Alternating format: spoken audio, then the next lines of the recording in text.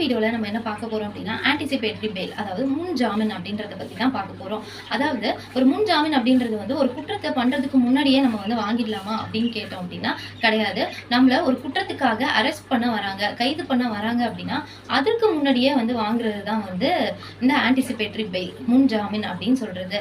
அதாவது இந்த முன் ஜாமீனை வந்து எங்க வாங்கலாம் அப்படின்னு பார்த்தோம் அப்படின்னா, செஷன்ஸ் கோர்ட்லயோ அப்படி இல்லைன்னா ஹை கோர்ட்லயோ வந்துட்டு குற்றவியல் சட்டம் பிரிவு 438க்கு கீழே முன்ஜாமீன் மனுவை தாக்கல் பண்ணி தான் இதை வந்து வாங்க முடியும். இது எந்த மாதிரி நேரத்துலலாம் நீதிமன்றம் முன்ஜாமீன் வழங்குவாங்க அப்படின்னு பார்த்தோம் அப்படின்னா, அந்த நம்ம முன்ஜாமீனுக்கு தாக்கல் பண்ணியிருக்கிற மனுவில் அந்த தவறை நம்ம பண்ணியிருக்க மாட்டோம் அப்படின்றதுக்கான காரணங்கள் வந்து இருக்கணும். அந்த காரணங்கள் வந்து நீதிமன்றங்கள் நம்பக்கூடியதா இருக்கணும்.